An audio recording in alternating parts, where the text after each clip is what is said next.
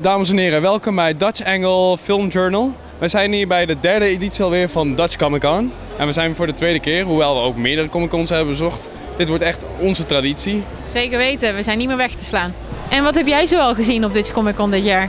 Eigenlijk een beetje wat we elk jaar zien. Natuurlijk heel veel merchandise, heel veel mensen als Deadpool. Maar aanzienlijk minder dan vorige keer. Zeker, ook minder Harley Quinns. Al zie je ze nog steeds wel heel veel lopen. En verder, ik zie nog steeds heel veel sprookjesfiguren. Ook redelijk wat anime-figuren heb ik gezien. En heel veel superhelden.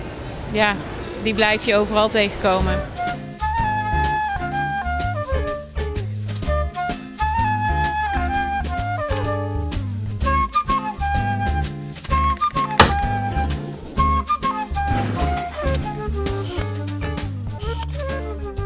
En we zijn natuurlijk langs geweest bij REKINDLE, de eerste sci-fi, Nederlandse sci-fi film. Die heb jij kunnen spreken? Inderdaad, REKINDLE, dat zijn de makers van eigenlijk een onafhankelijk project, een fantasie sci-fi film.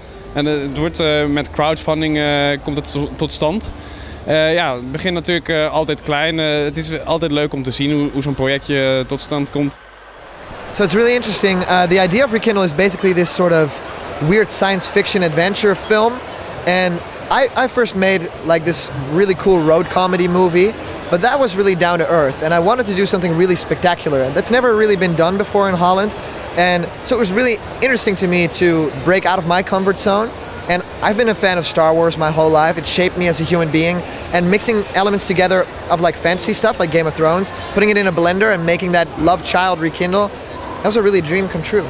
So according to you, what is the story about in essence? The story comes down to girl needs to steal thing.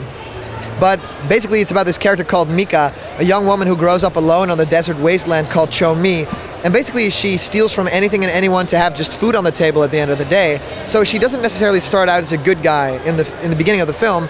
She meets a group of bandits who really want to steal something away from the bad guys, this big vault. And so ultimately the story ends up being more like a heist. So they recruit this girl and they're like, wait, that thing that you do, that bad thing, we kind of need that bad thing. We see a skill in that. So they recruit her on this cool road trip across space, and that's kind of where REKINDLE begins. I'm seeing a lot of props over here, of course. So I was just wondering, is this movie going to be using actual practical effects or CGI as well?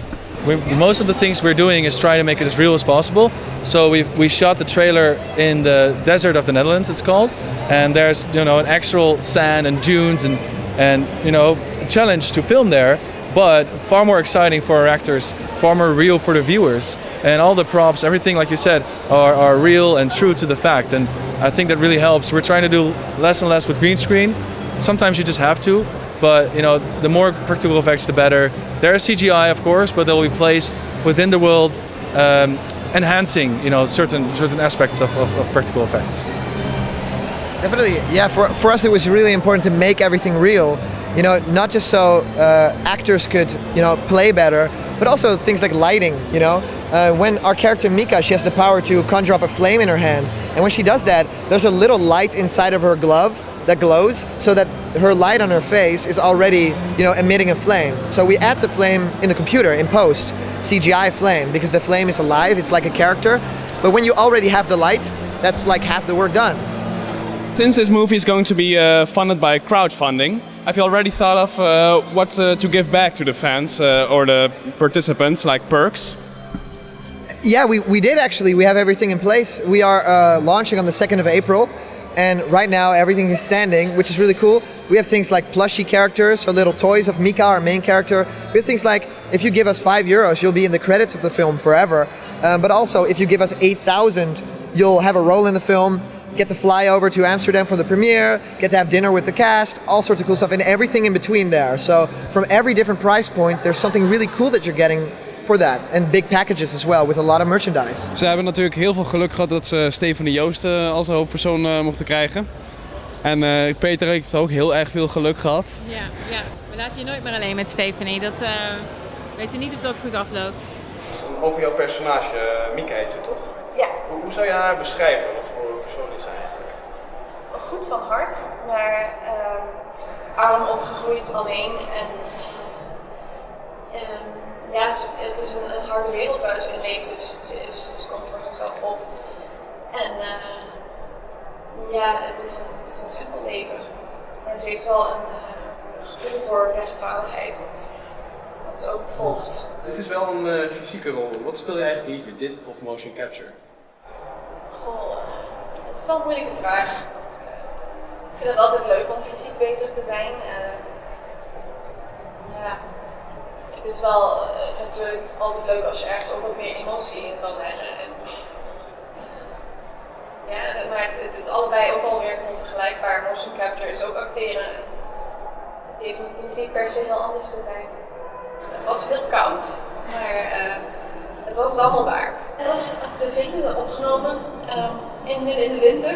Maar ja, wat een mooie woestijnomgeving en het paste echt in de wereld. Ja. En ja, misschien wordt het ook wel een traditie dat ze elk jaar weer bij de Comic-Con is. Zou leuk zijn. Ik denk dat ze zeker, weet je, ze heeft toch de vaste fans. En zeker als ze nu ook films erbij gaat doen, dan zal het alleen nog maar groter worden.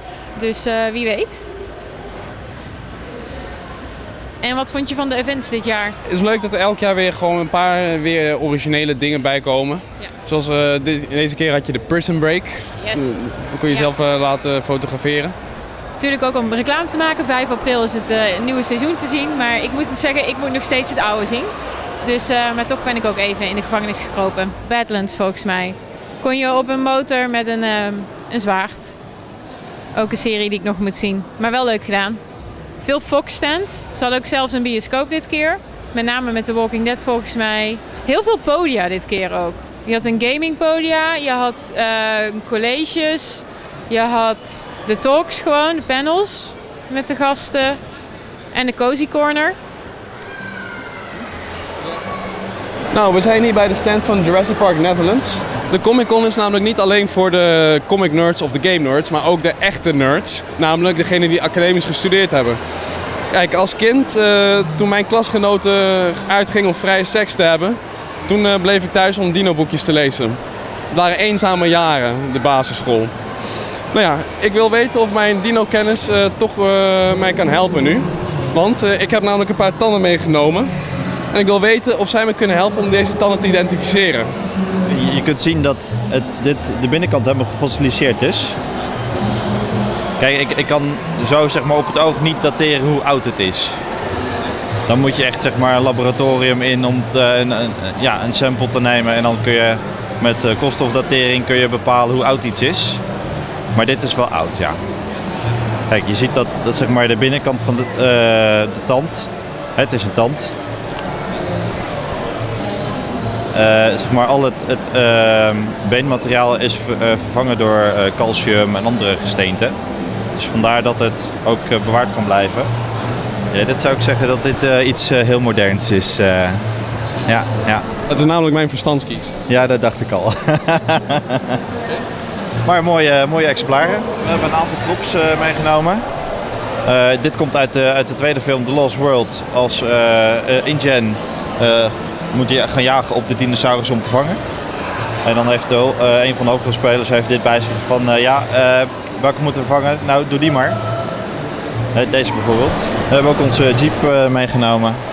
En ja, we hadden een losgeslagen dinosaurus, maar die hebben we gelukkig kunnen vangen, dus die hebben we net weer opgesloten. Deze, de Spinosaurus. En dan heb ik hier nog een Mosasaurus. Heel veel mensen denken dat het een dinosaurus is, maar dat is helemaal niet zo. Dat leeft wel in dezelfde tijd. Dat is toch dat waterbeest van Jurassic World? Nee, we praten hier niet over Jurassic World, begrepen? Oh, en ik heb natuurlijk zelf meegedaan aan de speeddate sessie vandaag. Dus ook dat eigenlijk best wel aan te raden. Ik ben blij dat ze terug hebben gebracht. Het ging ook beter dan de vorige keer. De vorige editie was een beetje rommelig gegaan. Maar hartstikke leuk dat ze wel iedere keer weer nieuwe manieren verzinnen om niet alleen het merchandise gedeelte, wat altijd weer super groot is, maar ook gewoon genoeg interactieve delen er aan vast te organiseren. En wie heb je onder andere gedate? Ja, veel cosplayers die zitten er toch wel tussen. Helaas, wat mij betreft ook veel cosplay uit games. Wat me dus absoluut niks zegt. Oh, ook een paar Doctor Who's die ik tegenkwam. Dat was wel leuk. Heb ik helaas ook te weinig van gezien.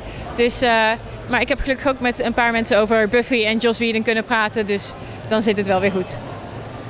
Ja, dat is natuurlijk een plek waar geeks bij elkaar kunnen komen en toch op de een of andere manier contact zoeken. Want het is natuurlijk een stereotype dat geeks totaal geen contact hebben met de buitenwereld. Ja. Maar ja, daarom kunnen ze zich opsluiten in dit wereldje. Ja. Nou, en ik moet ook zeggen, het valt me op dat volgens mij ook steeds meer mensen gewoon altijd met groepen vrienden komen. Weet je zit dan toch in een soort van wereldje met mensen die ook van comics houden, van games houden, van films houden, van series houden, van manga houden, noem maar op. En dan ga je toch ook samen hier naartoe.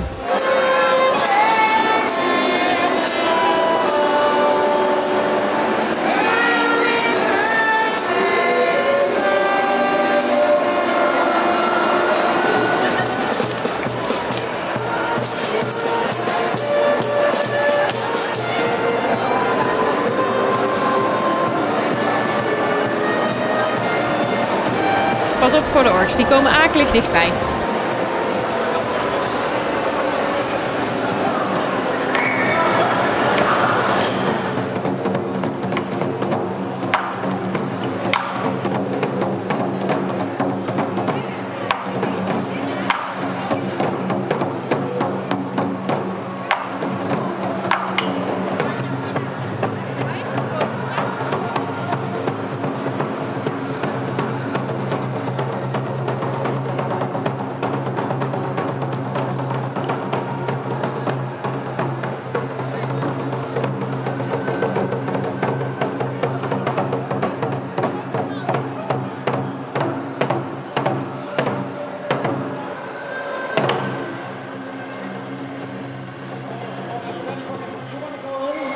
Oh, yeah. Oh no, I'll do it. Who's got a question?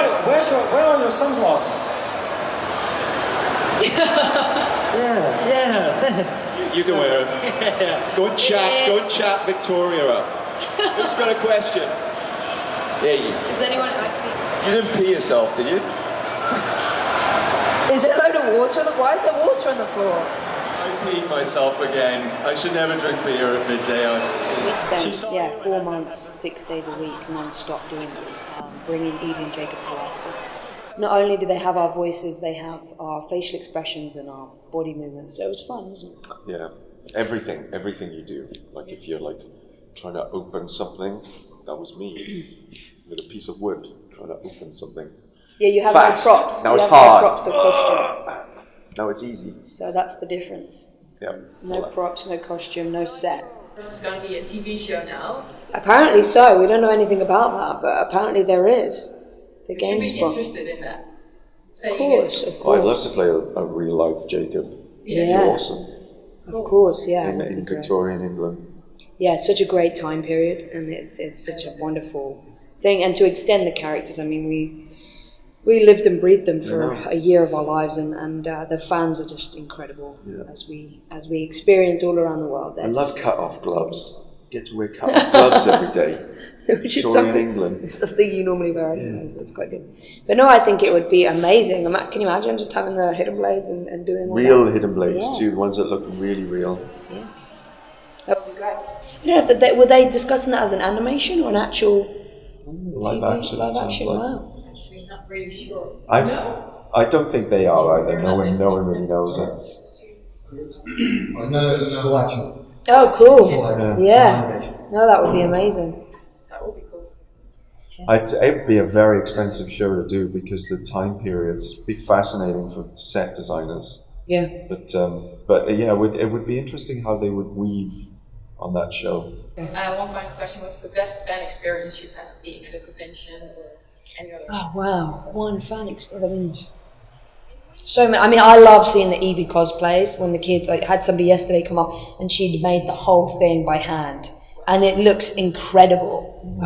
I love seeing the cosplay and the effort that people go into. But I think really it's when kids tell you the stories of how they've, how that's kind of saved them, and it was a great escape experience for them to spend time away from issues maybe at home that they were struggling with. So for me, that's always a good, rewarding thing to do. One of the fascinating things for me, or was a fascinating realization when we first started doing conventions for the video game, because I was doing them for Law School prior to that, is that we were in Liverpool and Birmingham, but Liverpool in particular. The kid would come up and maybe be about 13, 14, and his parents would be with him, and the mother or father would be filming the exchange on the side, which is a bit of a no-no generally. You're not usually supposed to do that. And it happened once, and I thought, okay, I'll let that go. And then it happened again with somebody else, and then it happened a third time. And I just thought it was really weird, right? Because I've been doing these conventions and I'd never really seen this before. So I had to ask like the father who was filming, and it was because the children were autistic, and the video games have like a huge section of autistic people that play the games, because particularly Assassin's Creed, because it has things that they can actually connect with. So for the first time, their parents were experiencing their child actually connecting with something on an emotional level, and they were literally filming it. Because we will talk to you like a boy you senseless in real life though. Close to close, one-on-one boring. Wait, hey, shut up, Olivia! I'm talking!